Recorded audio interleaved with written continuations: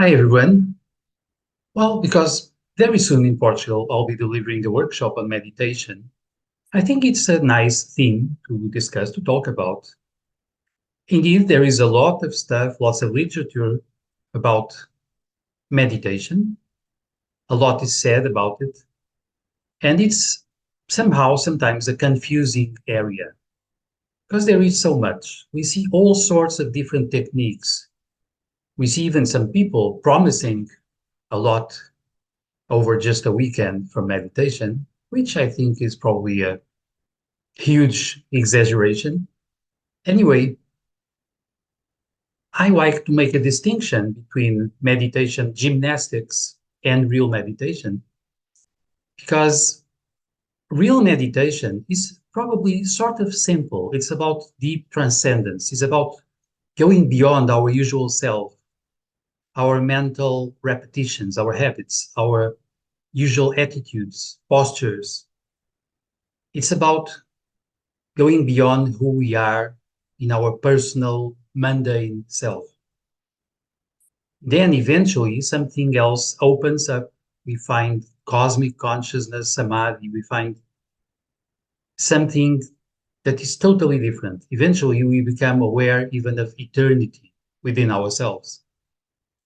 But before that, there is a lot of techniques. Those techniques that I call meditation gymnastics, they sort of try to bring us into a state that is favorable to transcendence, to going beyond. Those techniques can imply lots of variations in breathing, focusing the breathing in different areas of the body, breathing in different rhythms, breathing with music, and so on and so on. Usually, breathing brings our mind closer together with the body, and it helps us manage our vitality, our vital energy in ways that might favor meditation and sometimes self-healing, healing of other people, and so on. Of course, then we have techniques that imply staying still, just sitting, or practicing some asanas, some postures, or we move. We can move slowly, like in meditation, meditative march. We can move faster. We can dance in a very intense way. We can go for trance kind of music and trance kind of dancing. Eventually, the way we move our body is also very important. Also, because as we move our body in different ways, we might be placing our energy and our vitality in different ways inside the body and inside our energy system, even the chakra system, of course. Then, of course, we have emphasis on inner observation or focusing our mind in something specific and prolonging it, going deeper inside, paying a lot of attention to the outside, or just staying in between, open eyes, closed eyes. We have many varieties. I would say that all of them try to bring us into a state that is favorable then to real meditation. Then real meditation usually implies that we sort of manage to silence our usual mundane, self-centered mind. We have found a way to sort of silence it or place it in a very secondary position so that we may experience something else, eventually even eternity, eventually a feeling of deep light. We will perhaps even have this inner impression that what we are now experiencing is reality itself. And before we were mostly deluded. That happens. It's one of the products that sometimes we are sort of trying to achieve.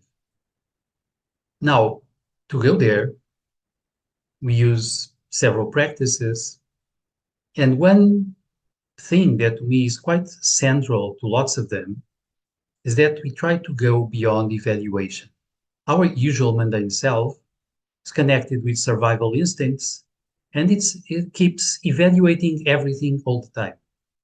Whatever is going around me, whatever is the person I have in front of me, one portion of my emotional system is all the time trying to wonder and to evaluate. Do I know this? Do I know how to manage it? Is it important? Is it irrelevant? Is it dangerous? Is it something I might eat, incorporate, consume? Is it something to avoid, to reject, to hate? Is it lovable? Is it desirable? And so on and so on. Now, this evaluative portion of ourselves is extremely connected with our normal, mundane self identity. Because when we evaluate anything, we need a pattern to compare things with. And usually the pattern is our personal self, our mundane identity. To go beyond it, it's very important to stop evaluation. How do we manage it? We sort of build an inner state that is neutral, but it's not neutral as in apathetic, as in just passive. It's neutral in a way that it is equanimous, as in Buddhist traditions, they would tell us. It keeps an equal humor, an equal state towards everything.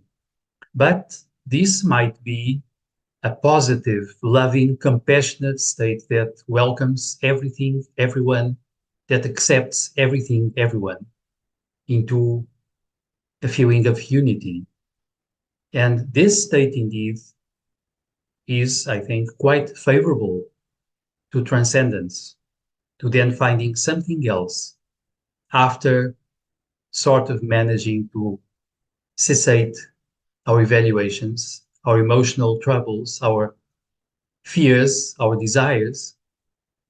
Then there is something else that might appear in our experience. This is one of the things that are relevant for meditation. Now, the many gymnastics for meditation, they sort of help us achieving some states in our mind, body, emotions, energy that is favorable to deeper states, deeper experiences.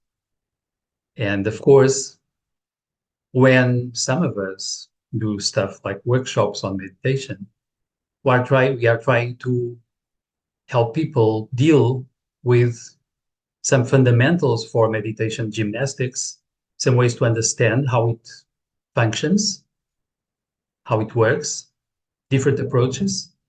But then the main thing is trying to help people find inner states that really go beyond.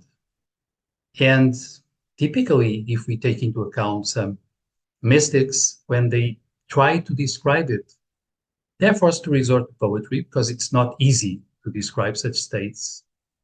They are not rational in the ways we are used to.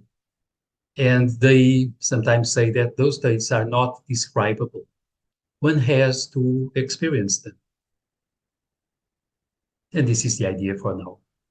As usual, if you like, share, subscribe, and I'll see you later probably.